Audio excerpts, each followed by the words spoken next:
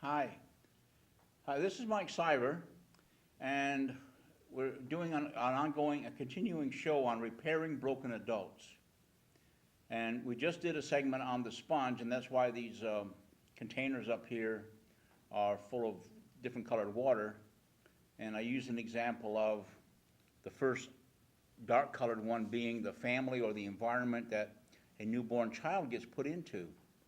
And moving from container to container, the child will become progressively cleaner or less negative, more positive. We're hoping that clear, clean water represents a healthy family. This will represent a negative family. And I don't want to keep beating to death the negativity that we have, but we're seeing more and more and more negativity in the families. What's going on, and the people shooting people all the time, attacking people, beating people up, breaking into homes. It seems to be, and maybe it's just the news channel that I'm watching, it seems to be getting worse and worse, and there's got to be a better answer. And on the flip side of that, I have noticed that there's more and more activities for young people to get involved with, and there seems to be a growing awareness or an awakeness of, I don't even know if that's a real word, but of people seeing what's going on, that children are less ambitious than they were before, but they may be ambitious on a very specific field. And I'll give you an example of that. I have a friend who's divorced and has a 10-year-old son. The son is completely engrossed in games, computer games. You name it, he can play it. He's good at that, and he enjoys doing it. But he doesn't enjoy doing anything else. And he actually gets angry or disappointed or cries if his computer game is taken away for a while. Now, his father is being very good at that and taking it away periodically, but it's also a way of pacifier. So when the child is acting up, he knows he can shut him up or calm him down or whatever by letting him play a game. And that follows into another chapter in my book called We Teach People How to Treat Us. Now, I'm an author and a public speaker, and I talk about behaviors and behavior management and life skills. I've written a couple books, and they're available. If you're interested, you can look them up or contact me on the website, not the website because I don't have that up yet, or the email address listed on the screen. You can contact me or look up the book itself. It's on Amazon. Both of them are. And there's another one coming out here shortly. But we teach people how to treat us is the father of this boy has taught his child that when you get to a certain level of anger and I can't fix it or talk you out of it or threaten you out of it, then you will get to play the game. And if I don't let you play the game, then I'll take you home and give you to your mother. And the boy knows that. He understands that. So he's being taught by his father how to manipulate the father. And my concern is that this boy could grow up realizing that he can learn how to manipulate people by watching how they treat him and how they respond to him. And that's a good skill if you're going to do a multi-corporate conglomeration, or if you're going to be a financer or watch the stock market, because you learn how to be successful by watching other things and other people. That's fine. But if you're just a spoiled little brat and get your way, then you're going to expect to do that because that's what people have taught you that you can get away with. And we teach people how to treat us. And I talk to young boys and families sometimes when they get to dating age. And I'll say, when you go to pick up your girlfriend, is she on time? Sometimes, yes, they say, oh yeah, she's right on time every time. But sometimes they say, no, she's not on time. I'll have to wait for a while to have her get dressed and get ready, and it makes me uncomfortable. But I say, "Well, what do you do about it?" He says, I wait because I want to go out with her. We talk about then, you're teaching her that what the time frames that you sent for her don't matter. The time frames that you agree upon as a couple don't matter, because you will do and wait and do whatever she says because you're teaching her that. Well, then the question obviously comes up, well, what should I do? I say, well, you can shock her by turning up at the time that you both agreed upon and be ready to go. And if she's not, get in your car and go. And then you're going to have one of two results are going to be. First of all, she'll either never date you again, and I'm sorry about that, but if she's trying to control you, maybe you want to look somewhere else anyway. Or secondly, the next time you're there, she'll be on time. Now, is there value in that? Is that something you want to do? Is it worth it? Can you even care about it? It's a decision, a value decision you're going to have to make. I don't know what happened if he did anything I suggested to him or not. But we teach people how to treat us, and we learn that from the family that lives in that kind of lifestyle. When you're a young baby and you get fed, when you cry, that's supposed to happen, because you have no way of communicating, I'm hungry, except by making noises. And when you're wet, you make a different noise, or you scream louder, or whatever is more uncomfortable. Parents learn to read those screams as this, oh, the baby's hungry, or the baby's wet, or the baby needs to be changed, or maybe the baby's in a little bit of pain. You learn that, and that's great.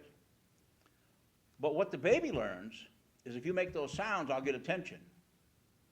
And that's fine too, because they need to know they're not abandoned, they're not alone. But if that's not addressed as they're growing up, they will learn that that's what it takes to get attention. And my family says, when you're sitting in the high chair, don't throw your food on the floor. Well, you throw your food on the floor, what's going to happen? Probably nothing. The mother will clean it up. At what point does that stop? When you sit at the dinner table when you're a little older, and mom has taken time and cooked a really nice meal, a healthy meal with consideration for everybody's health, and you choose not to eat it, what's going to happen? Do you have to go to bed without your supper because it was there, you just chose not to eat it? Or do they give you something to replace it to make sure you get some food into you? Both situations are having the child best interest in mind. Does a child need to go to bed hungry? No. Are they really hungry? Well, that's questionable. And they're not a poverty-stricken, haven't had a meal in 4 days, and get a spoon of rice to supplement themselves. That's not going to bed hungry. That's starving. When you're in your own home, living in America, and you are so intent on getting your own way, and you want to eat what you want to eat when you want to eat it, and mom puts a nice meal on the table and you choose not to eat it, then you should go to bed that way, hungry. Maybe next time you'll eat. Or, as so many people do today, go to school and tell the teacher, well, my parents don't feed me. Parents call CPS. CPS comes out and says, you're not feeding your child. That's a little extreme example, but it happens more often than not, and I know people are watching, have had it happen to them. So now you become afraid of the child. Because if I don't do what that child wants, then I'm going to get in trouble with CPS or the legal authorities. Where do we draw the line? Now those are extreme examples, but yet they happen all the time. We don't understand sometimes who's running what around here.